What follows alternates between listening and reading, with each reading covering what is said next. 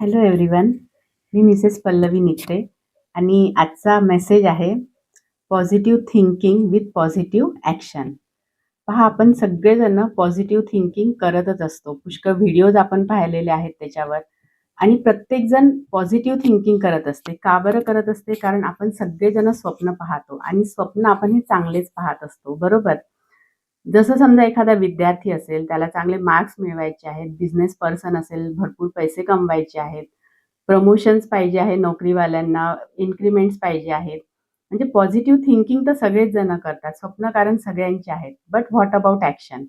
आपण त्यानुसार त्याप्रमाणे ॲक्शन घेतो का? की नुसतं थिंकिंगच करतो आहे?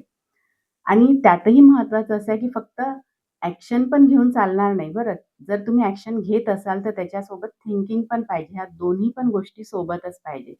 आता उदाहरण घ्यायचं तर एखादा समजा स्टुडंट आहे, त्यांनी ॲक्शन घेतली आहे, पॉझिटिव्ह ॲक्शन घेतली आहे.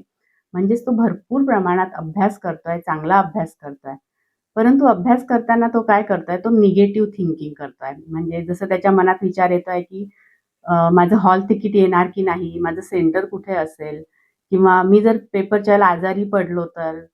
पेपर खूप कठीण आला तर? किंवा मी वेळेवर विसरून गेलो तर? असे जर समजा तो निगेटिव्ह विचार करत असेल, तर त्याला जे येतं ते सुद्धा तो विसरून जाईल. म्हणजे इथे काय होतंय, ॲक्शन पॉझिटिव्ह घेतलेली आहे, परंतु थिंकिंग मात्र पॉझिटिव्ह नाही आहे. म्हणून दोन्ही पण गोष्टी सोबत पाहिजे. एक छोटंसं उदाहरण देते.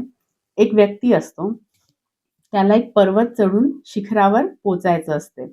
तो त्या पर्वताजवळ येतो आणि शिखराकडे पाहून म्हणतो की येस, मी हा पर्वत नक्की सर करून शिखरापर्यंत पोहोचेल. शिखरापर्यंत मी आरामात पोहोचू शकतो. तेवढी ताकद माझ्यामध्ये आहे, तेवढं पोटेन्शियल माझ्यामध्ये आहे. मी हे नक्की करू शकतो. पण तो काय करतो आहे? तो फक्त उभं राहून पॉझिटिव्ह थिंकिंग करतो आहे आणि एकही पाऊल पुढे टाकत नाही आहे. तो त्या शिखरापर्यंत पोहोचू शकेल का? अर्थातच नाही. आता दुसरा व्यक्ती आहे. त्यांनी पॉझिटिव्ह ॲक्शन घेतली आहे. म्हणजे तो पर्वत चढून अर्ध्यापर्यंत गेलेला आहे. परंतु तिथे गेल्यानंतर जर समजा त्याच्या मनात विचार येत असेल, की इथपर्यंत तर आलो, पण आता इथून माझा पाय घसरला तर? मी खाली पडलो तर? शिखरापर्यंत पोहोचेपर्यंत माझी ताकद संपून गेली तर? मला मध्येच दम लागला तर? मी मध्येच थकून गेलो तर?